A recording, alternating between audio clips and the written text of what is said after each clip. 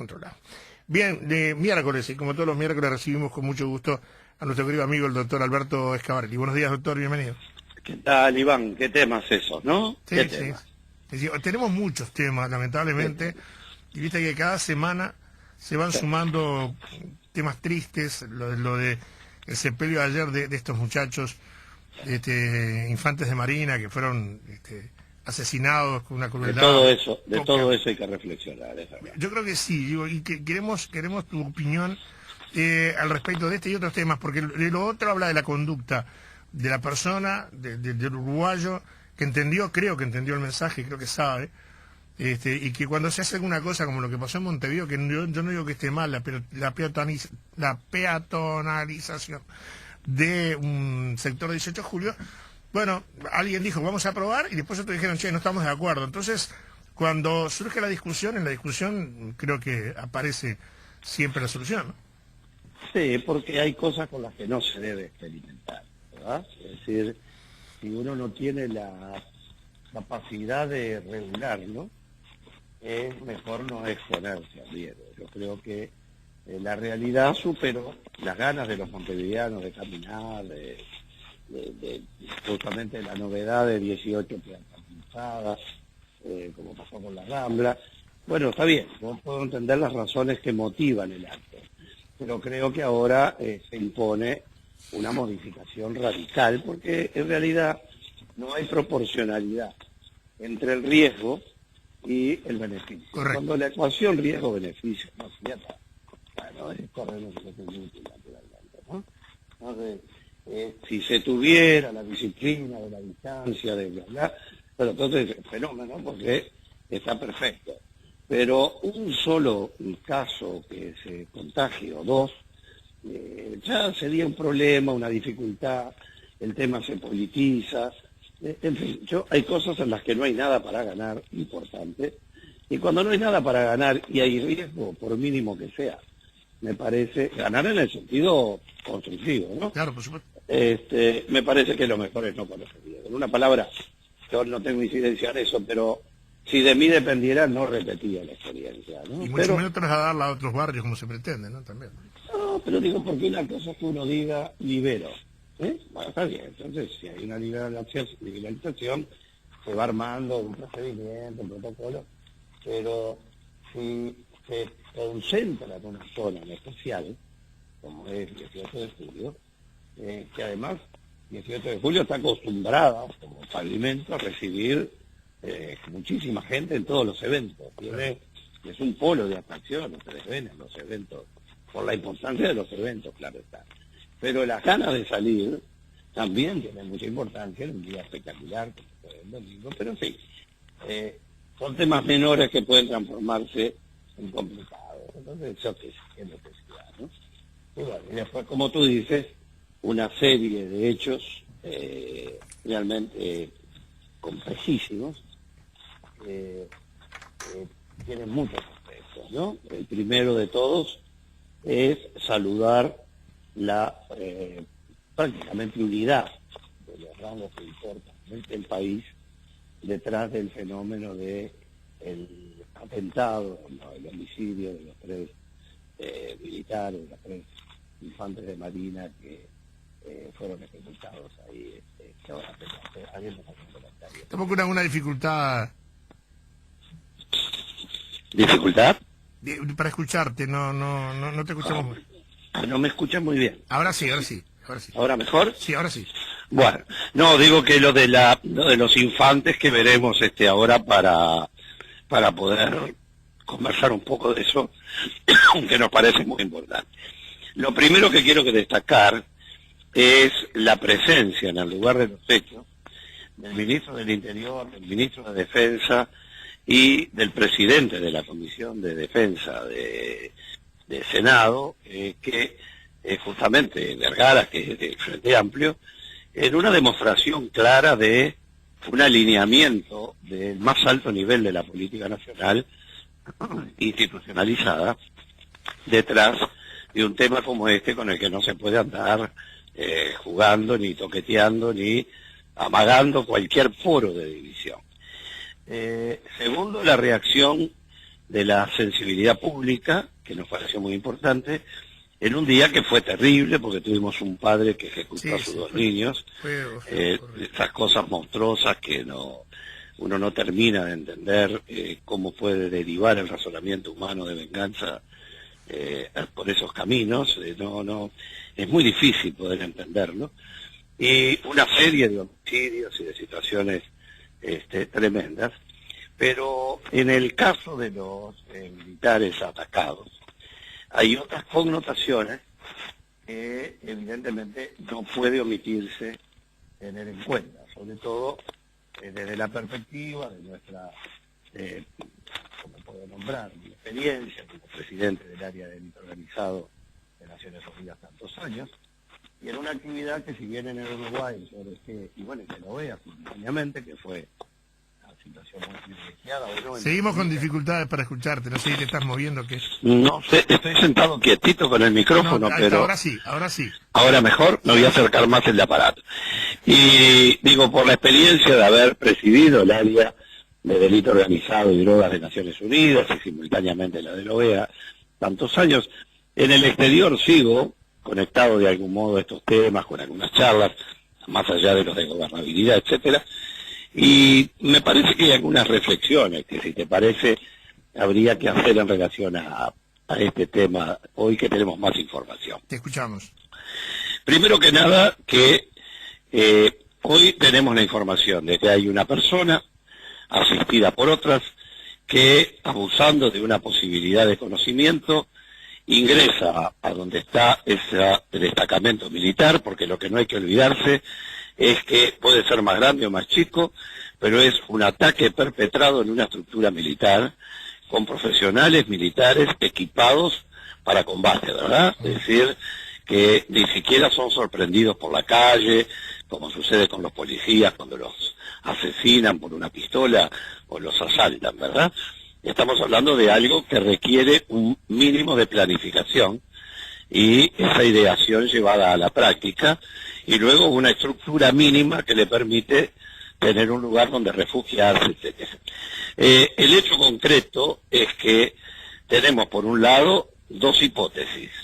La primera, que quiero destacar además las declaraciones que se hicieron ayer en el trabajo conjunto de la Fiscalía, la Justicia, el Ministerio de Interior, en fin, la Policía, en el sentido, primero, valorar la enorme capacidad desarrollada en el país para enfrentar delito organizado y calidad técnica, que es la mejor que ha tenido el país en toda su historia, por lejos, por la disponibilidad, así como es muy importante todo aquello que ya en una época pudimos ir perfeccionando, pero que hoy se ha desarrollado, que es la profesionalización y al mismo tiempo la cooperación internacional organizada. Eso es realmente importante. Yo no puedo olvidar en aquellos años donde estaba el inspector Rivero, donde estaba Uarteche, donde estaba La Llera, que era nuestra línea, columna vertebral cuando estábamos con el tema de drogas, miren qué nombres, que además fueron a perfeccionarse por el mundo, digo, ¿verdad? Pudimos mandarlos a Londres, pudieron ir a lugares importantísimos, y Uruguay sacar una ventaja cuantitativa y cualitativa enorme, que permitió incluso capturas que para aquel tiempo eran históricas, de 200 kilos de cocaína, por ejemplo, y capturas de las personas. Pero volviendo a este tema, aquí hay varias posibilidades para mirar el paisaje. Una de ellas es que se trate de un hecho individual o de microgrupo que toma la decisión de hacer una cosa tan desproporcionada para obtener 3 pistolas 9 milímetros, por más que sean Glock y por más que sean de gran calidad.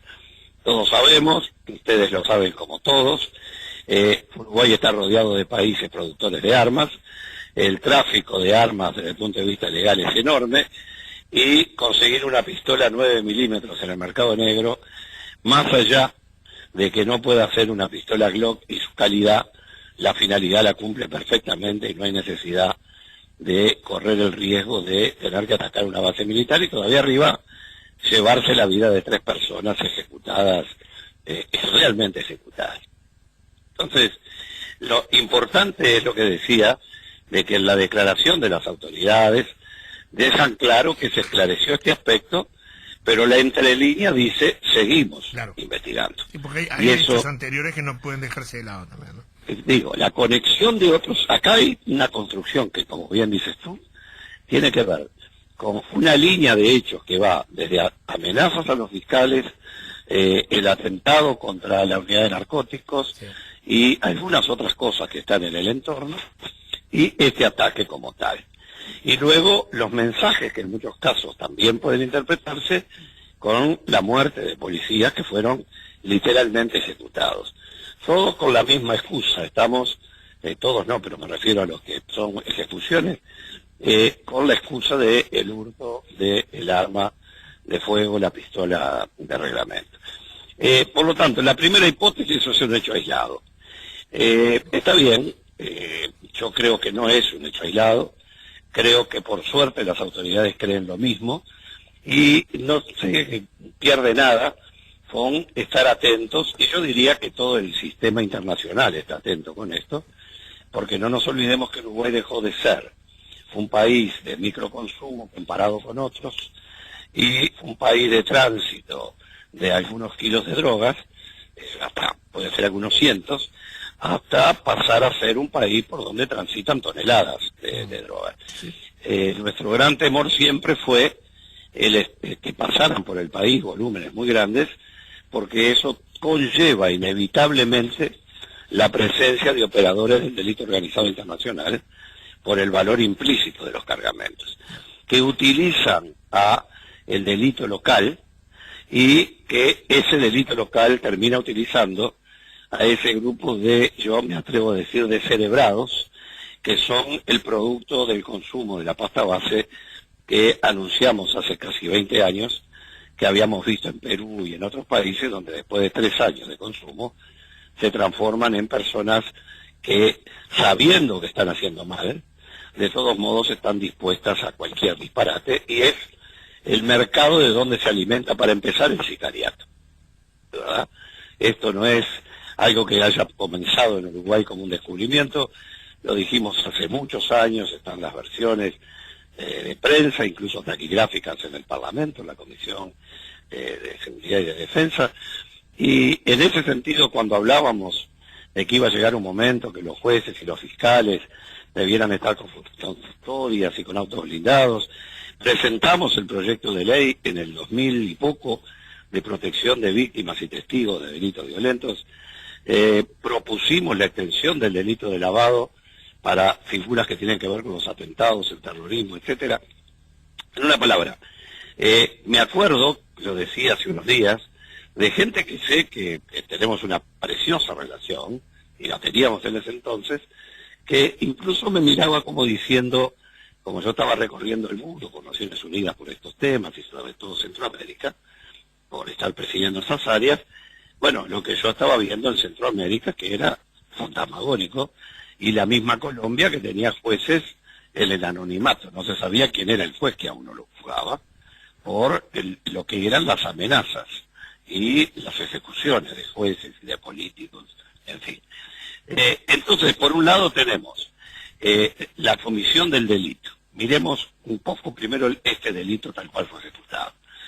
Fue ejecutado con una, más allá del mecanismo de ingreso, la facilitación del conocimiento, etcétera, con una gran precisión desde el punto de vista del manejo de armas de fuego.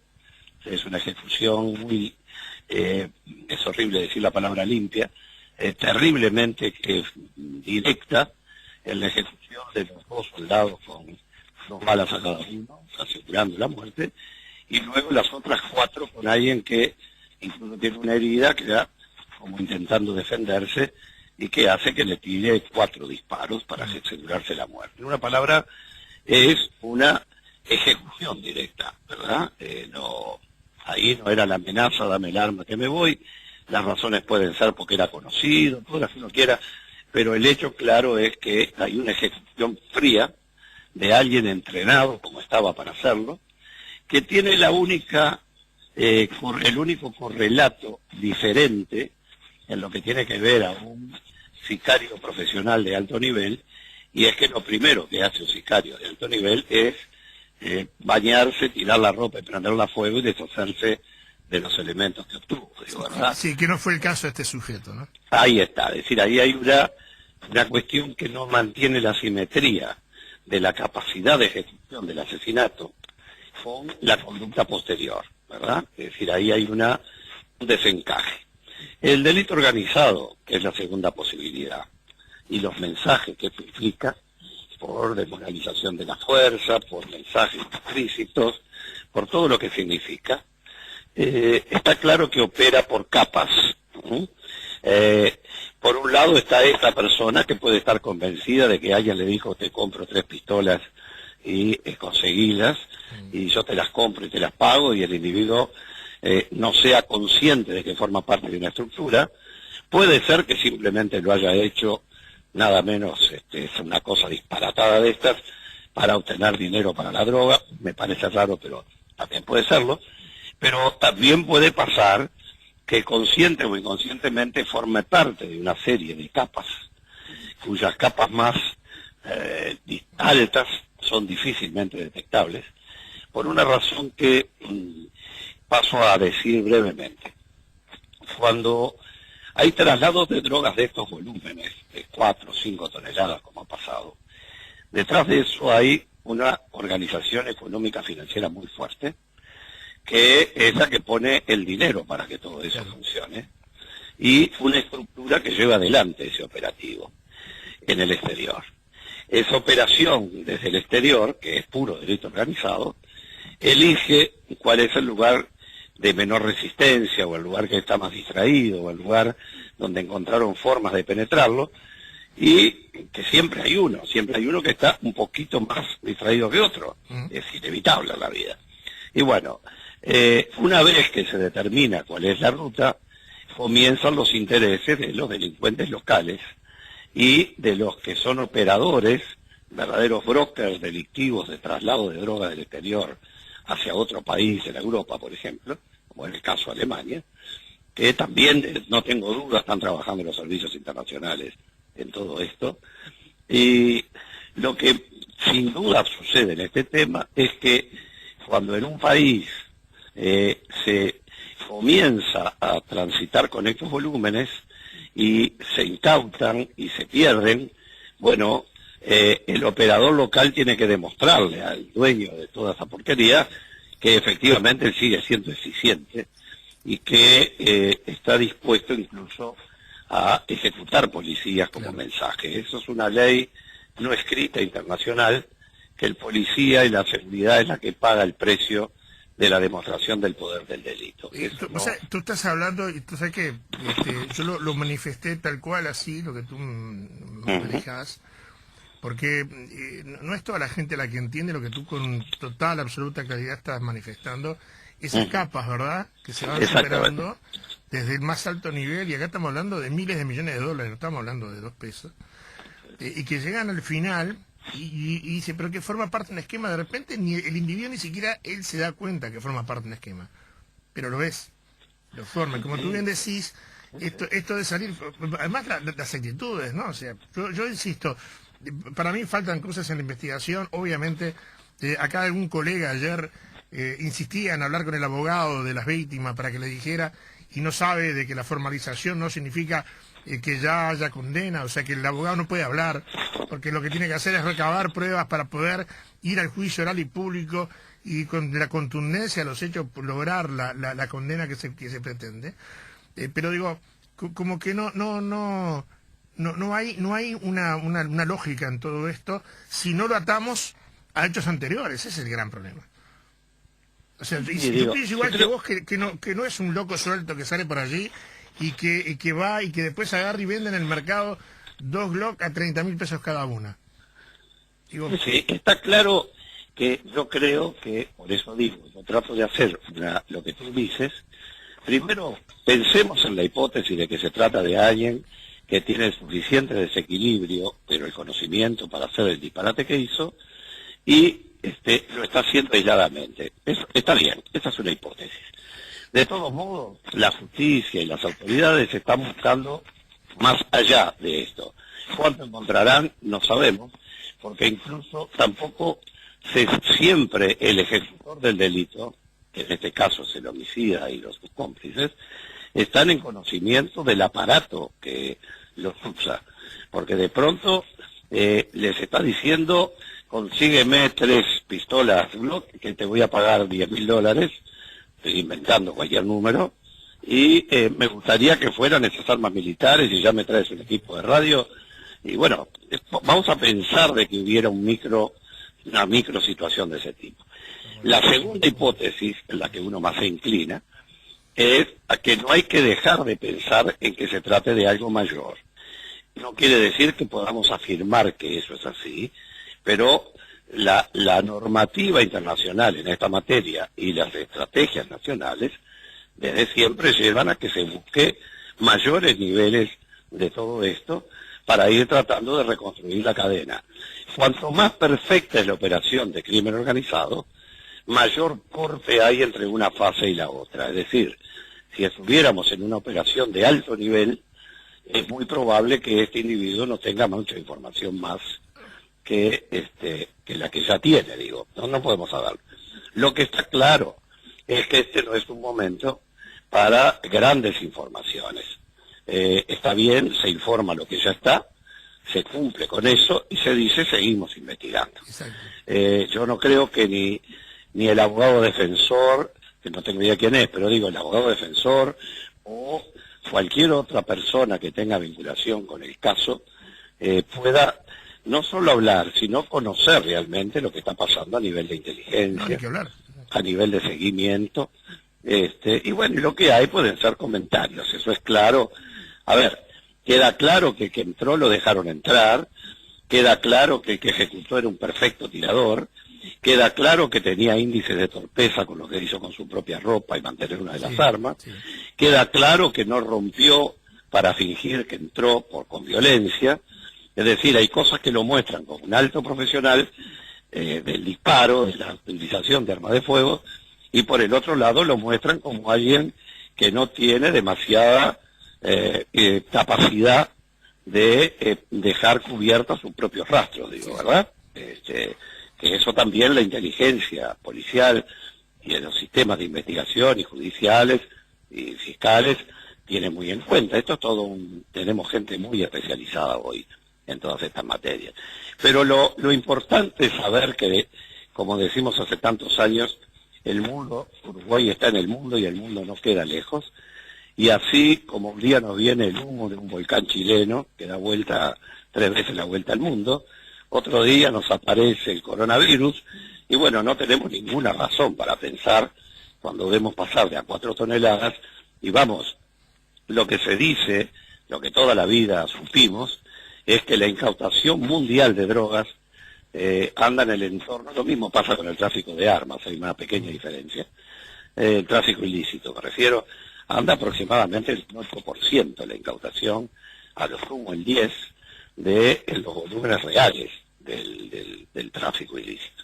Por lo tanto, todo esto es muy grande, hay que tener mucha confianza, hay que tener mucho respaldo y sobre todo insistir en lo que siempre hablamos tú y yo.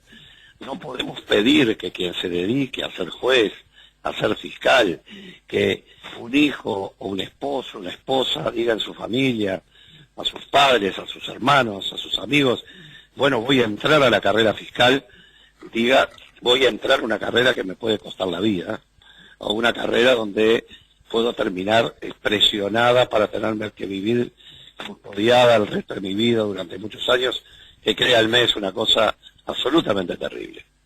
Entonces, tenemos que generar el reconocimiento de ese esfuerzo, como ayer le generamos el reconocimiento a quienes en la salud se están jugando la vida tratando de cubrir una epidemia y de brindar la mejor atención, no solo con el coronavirus.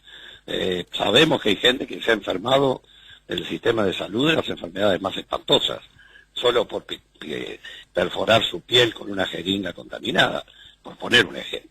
Por lo tanto, hay gente que se juega su propia vida, su salud, su seguridad, pero no puede ser un requisito o una condición que tengamos que tener héroes o heroínas para que tengan que dedicarse a determinadas tareas. Por eso es tan importante esta reacción tan rápida, este esclarecimiento rápido era importantísimo, muy importante, y hay que dar una gran felicitación con esto.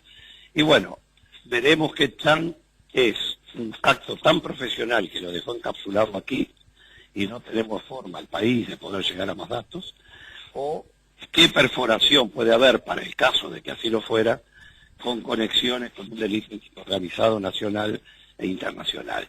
Para que la gente tenga claro, el delito organizado, a diferencia de la asociación para delinquir, por ejemplo, se juntan 3 individuos y dicen, o 2 individuos, o 4, dicen vamos a asaltar el almacén del supermercado de la esquina. Bueno, eso no es delito organizado, es una asociación de personas que delinquen. El delito organizado es, incluso el Tratado de Roma lo dice con claridad cuando habla de actividades de este tipo, en el que fue en el año 2000, nosotros estábamos en esos temas en Naciones Unidas,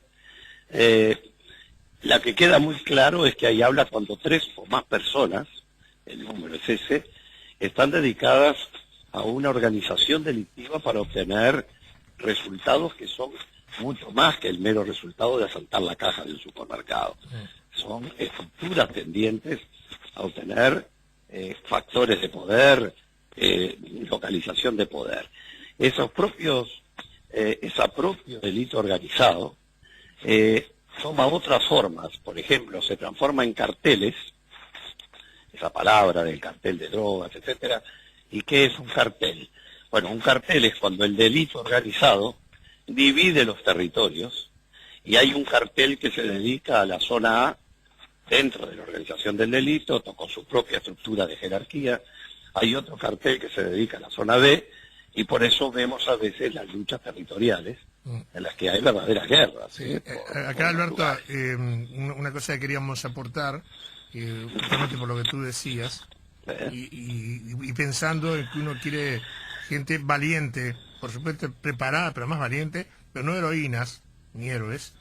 La fiscal de estupefacientes Mónica Ferrero tuvieron que reforzarle la vigilancia porque recibió amenazas de muerte de un cártel importante, y recordemos de que está a cargo de la investigación de la droga de Hamburgo, de lo que es la incautación de la droga en Ruta 8 y Ruta 11 en Canelones, tiene la investigación de los vínculos con el primer comando capital. O sea, estamos hablando de una mujer muy valiente, que yo cito, prefiero que siga siendo valiente, inteligente, pero no queremos una heroína esa que aparece en el recuerdo después que se toma, que el delito toma cuenta de ella, ¿no? O sea, es una mujer excepcional que conocemos muy bien desde muchos años, y hay varios y varias que son de ese perfil, gente con un enorme valor.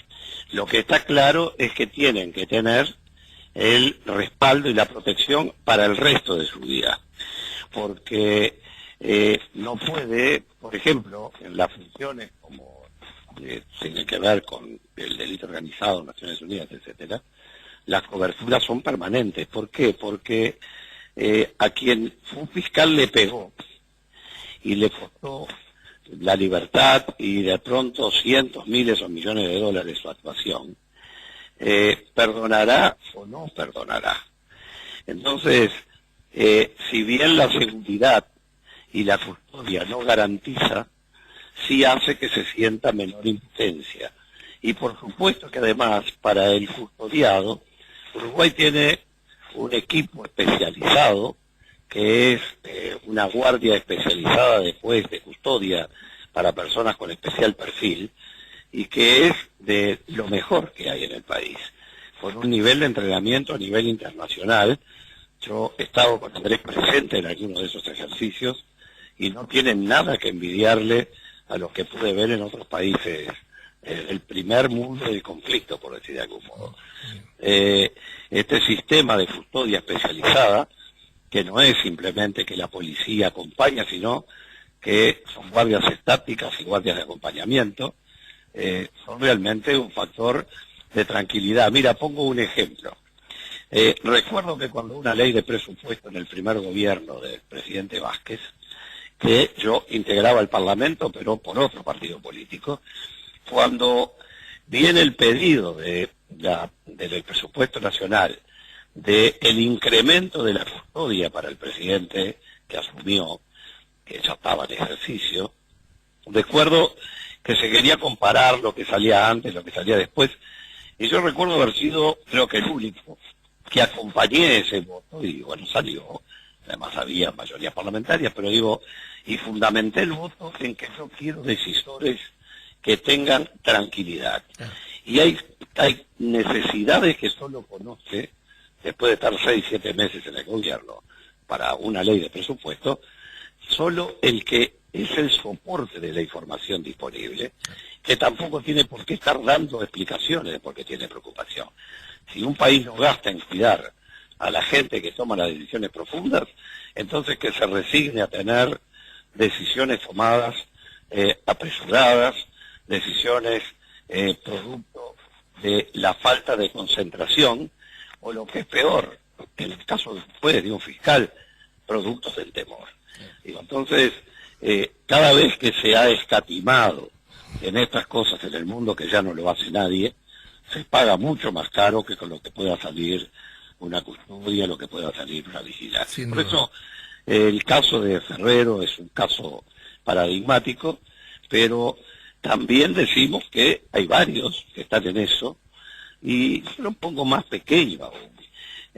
Siempre dijimos, el receptor de un juzgado, una fiscalía que toma los datos, y ahora un poco menos porque el fiscal tiene una acción mucho más inquisitiva directa, pero para poner un ejemplo de Montevideo, cuando allí en Bartolomé Mitre los funcionarios le tomaban declaración a los delincuentes y iban a preguntarle al juez y le volvían a preguntar al delincuente, y el delincuente era un rapiñero y era un homicida, y estaban enfrente todos sus amigos esperando, sentados recostados al Teatro Solís esperando el resultado, esa misma gente que estaba tomando esa decisión y poniendo la cara, en plena noche, en invierno, tomaba el ómnibus en la puerta, ahí en la parada de la esquina.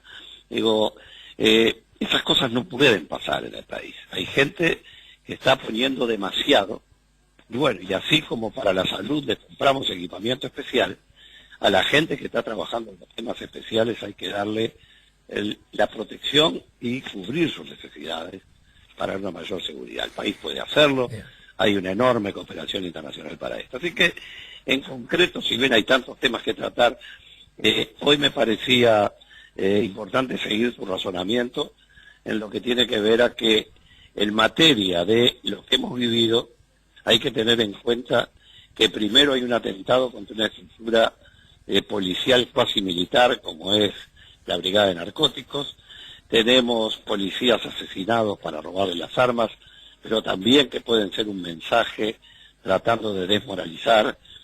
Tenemos lo que ha sido las amenazas a la Fiscalía, como decía, y tenemos este acto de copamiento, de asalto a una unidad militar y de ejecución de los militares que allí estaban, personal muy joven pero entrenado. Por lo tanto, no estamos hablando de una víctima indefensa, estamos hablando de un ataque profesional a profesionales, sí, que son sorprendidos en su buena fe, cualquiera fuera la razón, pero además ejecutados con una frialdad absoluta y con una precisión absoluta. Por lo tanto, está bien que están capturados, está muy bien lo que acaban de decir las autoridades, de que siguen la investigación y cuentan con todo el respaldo de toda la población, estoy seguro, mío sin duda, en lo que tiene que ver a darles todo el espacio, todo el tiempo para que dentro de los cánones de la ley y de los convenios internacionales se pueda llegar lo más alto posible en esto, porque es el único antídoto para que estas cosas no se repitan, ¿no? Alberto, un abrazo grande, gracias por el aporte. Un abrazo grande para ustedes. Bien, cerramos este bloque con el doctor Alberto Schiavarelli, muy importante, muy importante.